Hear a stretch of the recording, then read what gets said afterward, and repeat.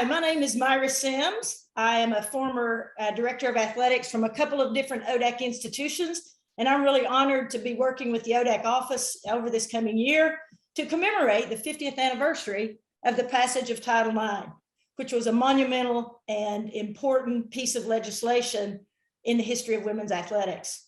I'm really honored to be joined with some legendary women, also with long associations with the ODAC, and I'd like to ask them each to briefly introduce themselves, talk a little bit about the schools with which you've been associated, and then we're going to jump into a little bit more conversation about how Title IX has impacted all of us.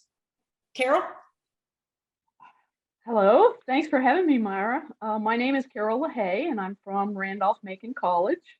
I spent my entire collegiate career at Randolph-Macon. I was there from well, as a volunteer and all of that from 1980 to 2020, but my actual head coaching experience was 1982 to 2020.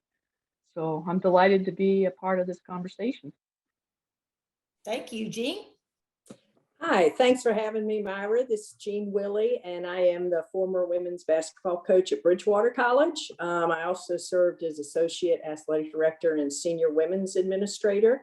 Those roles, I was there for 32 years, and then was fortunate enough, I took a little interim athletic director's position at Hollins University, which was a wonderful change, going from a co-ed institution to an all-female institution. It really kind of brought some things together for me, and I am just delighted to be here. I retired in 2017, so thanks for having us. And last but not least, Susan. Of course, last but not least, what are you doing? Yes, this is Susan Dunagan. I started out coaching and teaching at Cave Spring High School in Roanoke, Virginia for 11 years, 1970 to 81. And then I started at Roanoke College from 81 until I retired in 2014. Long time, huh, Carol? Yeah, long time. Yeah, so we've seen a lot, and we've watched a lot of changes come through, and excited to talk about it because I just think it's something monumental here, and we've lived it. So this will be fun to talk about it. Mm-hmm. Good. Well, I think this establishes that we're all here because we're old and have retired and have lived through this evolution of Title IX. I want to ask each of us to think about the time when Title IX actually passed back in the 70s and kind of where we were and what happened in that moment that made you aware. I know for me, I say to people that Title IX really changed my life. I was a high school student, and my high school had no sports for girls. I had never had a chance to play in any kind of organized league until my senior year. And my high school started 3 sports for girls, and I played all of them. Basketball at the time was played in the fall in Virginia, which we may come back to that topic a little bit later. But because of that 1 year of high school basketball, I was fortunate enough to get a scholarship to play in college at a school that was also just starting to give scholarship to women athletes because of Title IX. And without that scholarship, I probably would not have had that 4-year experience. I would have had to go to college in a different way probably, and would not have played sports, and therefore would have not ended up in coaching and would not have ended up working in college athletics for 37 years. So I say to people, Title IX truly changed my life. And I call myself sometimes a Title IX baby. So that's one reason I'm so passionate about what that has meant for people, for young women, and to talk about this now so that we remember what it was like back then. So for you guys, what do you remember about that time in the 70s when it actually passed, and what kind of changes or impact did you feel at that time? Okay. I was teaching in high school at the time, and honestly and truthfully, didn't notice anything different. We already had basketball. I was coaching. I was an assistant coach at the time. Excuse me. And and I got paid nothing for it. I ended up, the head coach left midway in my first year there, and I was left with it saying, what am I going to do now? And for 2 years got paid nothing and never got equal pay. You know, when I left Cave Spring in Roanoke County, I came to Roanoke College. In my first year there, we were in IAW, and can you believe that? Oh my gosh. And that was my first year. My second year there, the NCAA accepted us, ODAC accepted us. And from that point on, we started thriving, and the ODAC became something, we had to fight. We had to fight a lot to get to where we are today, because we just weren't recognized at the time. But, we eventually got there, and been working hard ever since. And the women are still, pushing through. But it was an amazing transition. Yeah, I would have to say that my experiences are quite similar to yours, Myra. I was in high school when the passage came, and not much difference in terms of what was going on. They did add some sports for girls at the time, and it was just like, it was kind of like it's supposed to happen. But the girls played in the afternoon at 3:30, whereas the boys played at night so the parents could come and all of that. So even though it was kind of like, let's get going with girls and women's sport at the collegiate level, it still was, behind the boys and the men. I'm a little like Carroll and Myra. I was actually in high school during the time of the passage, more towards the end of my high school years. And I was fortunate enough, and I'm not sure this would have happened had Title IX not been passed, but I was fortunate enough to play on the men's golf team, which back then was really something. Now, fortunately today, the women are more integrated in with the men. I don't know that they're separate, but a little bit same. And I'm not sure the constructs of the VHSL tournaments and whatnot. But I was fortunate, and I received really nothing but support from the athletic administration to play with the boys. And, for that, I was very grateful. And I think it just helped push me into athletics and making sure and trying to do the best that I could when I became an administrator to make sure things were all equal when I had that opportunity. Everybody asked me, did you play college basketball? And I said, no, I didn't.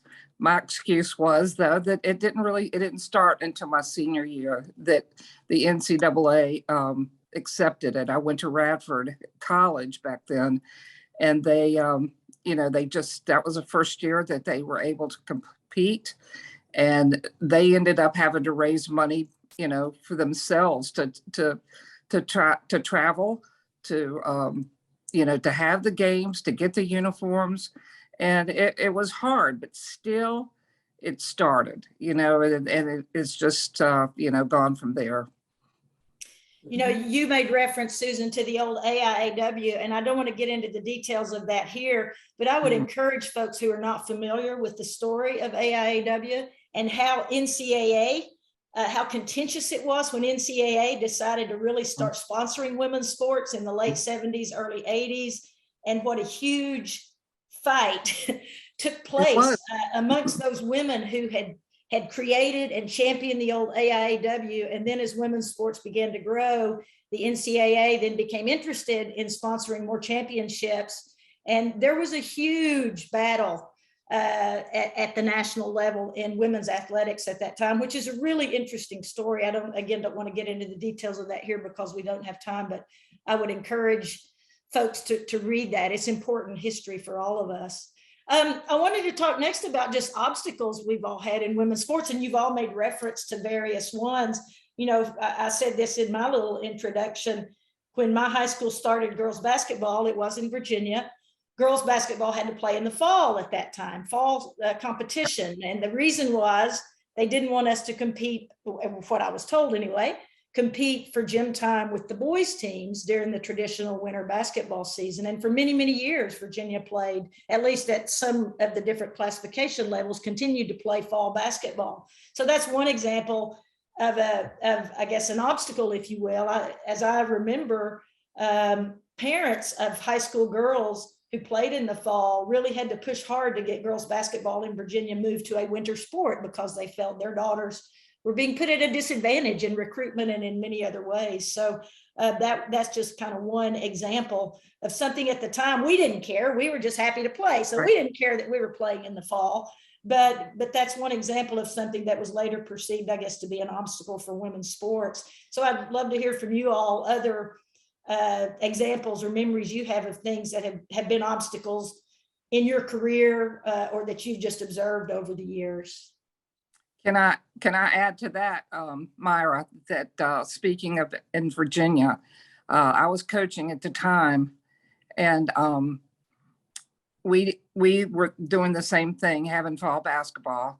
And they said, as you said, it's for gym time. And also they told us because of, we would get so much more this way because we would get more newspaper coverage and TV coverage.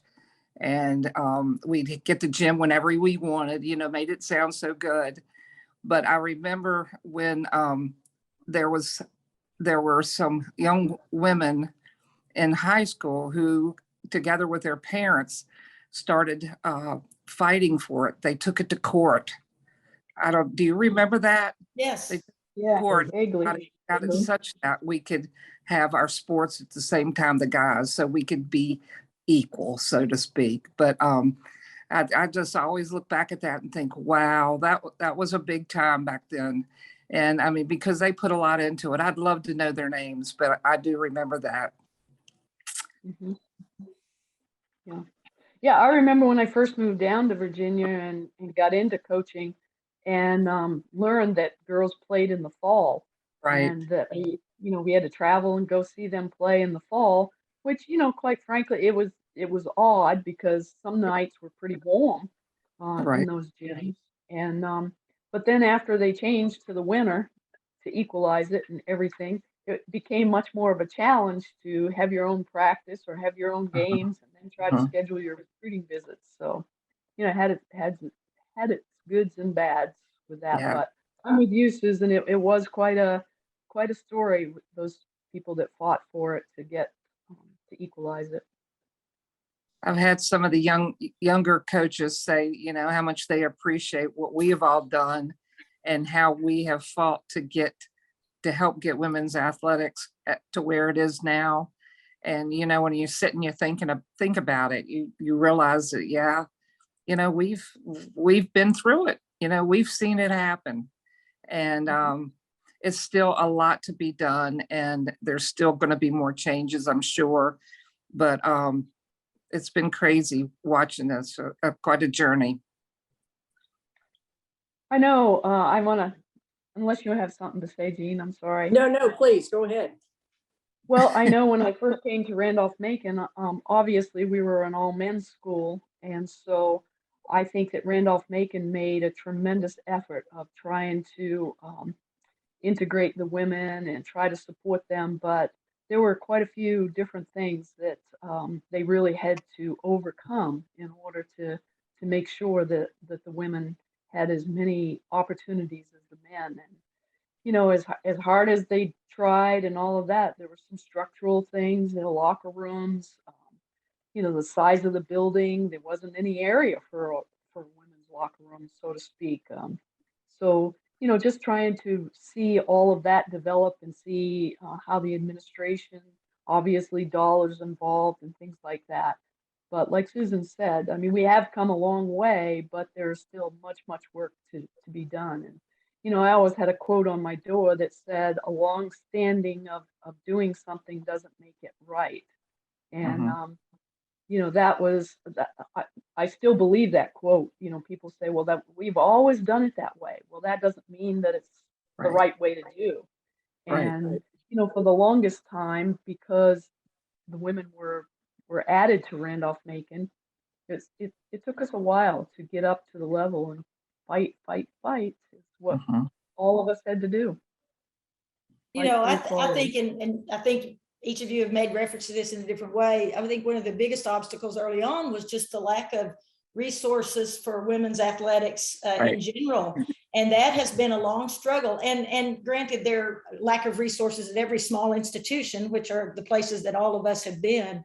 But particularly, I remember my first couple of years in coaching, just the salaries, the operating budgets, there was not parity with where the men's programs were early on. We're certainly much, much closer to that now across the board. But I certainly have memories of, I got into coaching right out of undergrad. And after a couple of years of living at the poverty level, I was ready to leave coaching.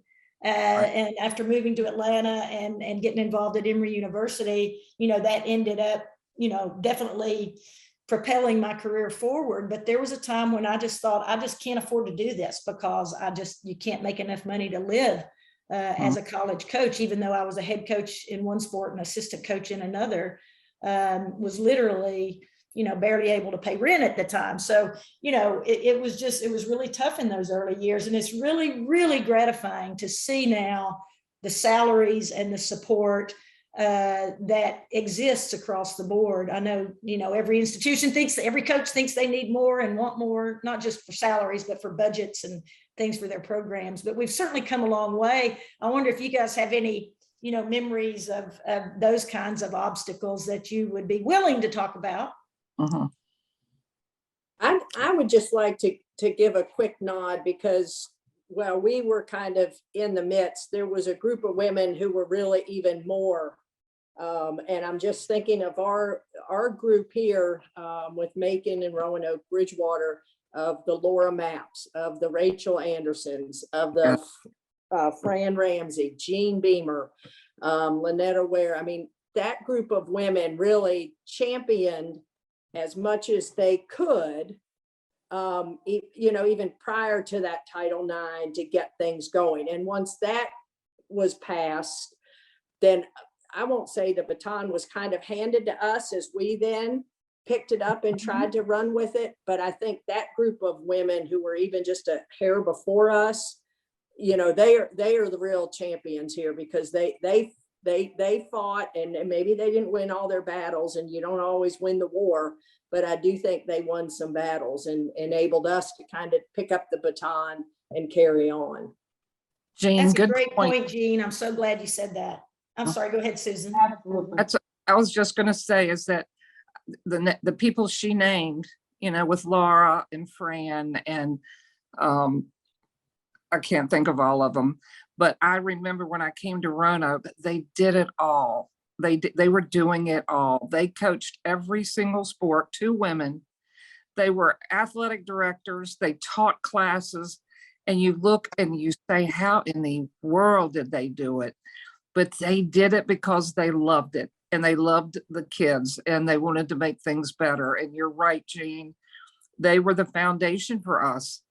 And when I came to Roanoke, I can't tell you when it was that I was able to only coach one thing or do one thing, because I ended up I was working in admissions half part-time. I worked in academic affairs. I worked in intramurals. I did that forever. And, and trying to do both jobs at the same time, it was hard. And when I finally got intramurals taken away and being able to do just one thing, I thought, my gosh, what a difference. But still, it was hard because we didn't have the resources, as you said, Myra. But go ahead. Yeah, I remember those women, Jean, and thank you for mentioning them. But I mean, without Rachel Anderson at Randolph-Macon, our women's athletic program would not be what it is today. And I can remember going to those former AIAW meetings when we had them at Winter Green, you know, Mhm. the old Southern Sem and all of that. And we'd get together and we'd have some grand times. And I thought that those women at the time were very aggressive, very assertive. And I'm thinking, Mhm. I just don't know if I can do that. But then lo and behold, it's like you said, they passed the baton to us. And by golly, I fought for everything. Whatever our men had, I wanted it. Mhm. It was a long time in coming, but we did. We finally got there. I think we were one of the first schools in the ODAC that had a full-time assistant women's basketball coach. She did also have to do something. But like you said, Susan, when I first got to Randolph-Macon, I was the head women's soccer coach, the assistant basketball coach, and the head lacrosse coach. Right. And it's like I never thought anything of it. I was just like, I Exactly. wanted that job. I loved that job. And I was going to put all my heart and soul into each one of those sports. And, like you said, Myra, I didn't get paid enough. That's for sure for 3 sports. Yeah. Well, as we think about, now, what if you offered a piece of advice to a current student athlete, or maybe one of your recently graduated student athletes who are thinking of going into coaching or a career in athletics, what would you say to them, kind of relative to what we've been talking about today? I have mixed emotions, because knowing what a long way these kids have still got to go to keep fighting. I think my biggest thing is to make sure you love it. You love doing what you're doing. You love working with the young women. You love teaching them, coaching them. You love competition. You just got to make sure that your heart and your mind are in the right place.